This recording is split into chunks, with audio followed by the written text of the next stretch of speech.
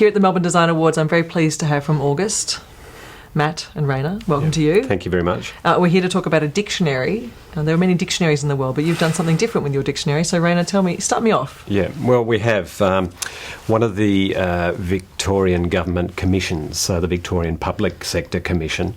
They're actually responsible for improving the capability of the Victorian public sector and public service. And we've done some work with them in relation to improving their online website and intranet environment, but had an opportunity to address this wonderful project called the Capability Dictionary. And the Capability Dictionary is helping those within the sector to find good employees, is that right? Yeah, it does a number of functions. It helps create a framework and a central knowledge base of skills and capabilities to allow, I guess, two parts to it. One from a manager's point of view, allowing people to create position descriptions, even right down to interview formats. And then from the employee's point of view, actually understand the sort of skills and capabilities that they require for particular roles.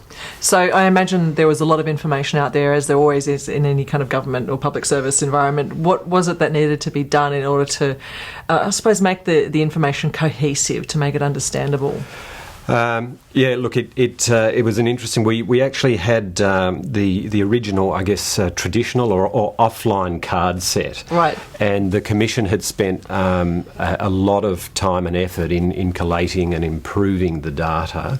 And our challenge was to take what is a traditional card set and actually turn that into a digital application. I've never even heard of a digital card set. So they gave these card sets out to management and said, this is how you're supposed to find your staff. This is how this is supposed to work. Is that it? Yeah, not so much find the staff, but help with the process of determining what skills and capabilities were required for a particular role.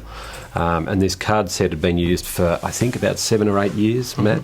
And they decided that there was a much better way to enable the public service. I.e. digitally. Absolutely. Okay, so it's the same information, expanded, easier to find, but in a digital environment. So Matt, talk me through what your process has been. This sort of followed on the back of the redevelopment of the VPSC website itself. And one of the things that was central to that was building the site to be a repository of all of the great information that they have. They've got a library of hundreds of documents that they share and put together for the public sector, public service. And this was one of those. And so part of what we were doing was making sure that this still belonged in the library, but that we could build a compelling experience, I suppose you could say, of the cards, and not stray too far from its heritage as a card set. So still give people that same experience, but in a digital format where they're able to share and collaborate with other people. And easy to find, easy to search, and easy to collaborate, as you say. So the same kind of idea, but digitally. So much easier to wayfind, I suppose, your way through. So what's it look like? How does it feel?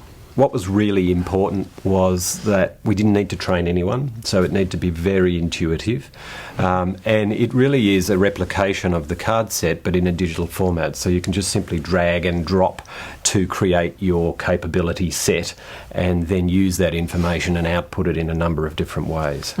And now tell me about the client, how you work with this client, a big sort of behemoth in so many ways. Yeah. What is it that you bring to the table and that they ask for? So how does that kind of manage, how does it work together? Yeah.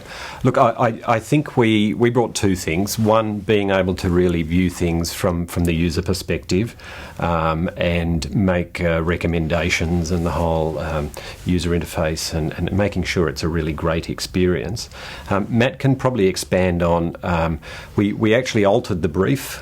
He can expand on the technical side of things, which is really an important part of this. Okay, so tell me about that, Matt.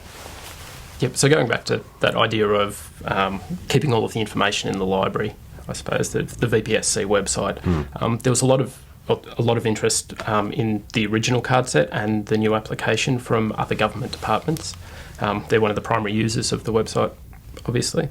And so we actually took it back and built the capability content to be provided via an API on their main website. And so this is an experience of that content through the API. That content's available for other government departments to pull into their own hiring. Okay, so Process, you're opening it up. Yeah. So it's not just some kind of closed shop. This is only for our department. We're trying to make it. So within this process, because you changed the brief, the client themselves was happy to do it, and they've also they've actually changed how they do their business practice almost. Is that right? Yeah. Yeah, and so we saw that through all the work that we've done with the VPSC, is this push to get things online and digital, where previously they were printing mountains of documents and printed material that was all branded in various different ways, and we've been able to bring that online for the most part and provide all of that through a central place. Okay, so no more printing. No more printing. No, although I bet there is one or sure two managers who do print them out again. But, yeah. What would you have liked to have done, or to expand from where you are today? Where can you see this going? I think if you look at the function of the VPSC is really there to enable better capabilities throughout the public service and public sector. I think as part of that, the direction for improved recruitment through digital technology, so e-recruiting, and I think the approach we've taken certainly allows it to be part of a broader strategy of online recruiting and online management of staff and personnel, and then allowing the various departments to put their own flavour to that, or various organisations. So this open architecture, the concept of actually housing content in one area but being able to use it in lots of different ways, I think is where it's going to head. And what's going to happen to this card set now?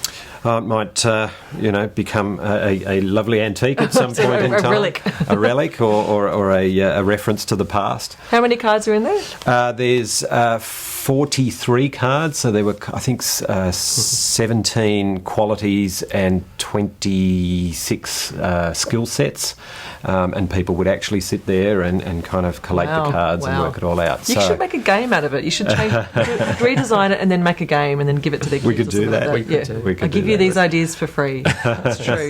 Well, look, congratulations. It's wonderful to hear about that. We're delighted. Good work. Thank you. Thank you, Raina. Thank you, Matt. Thank you.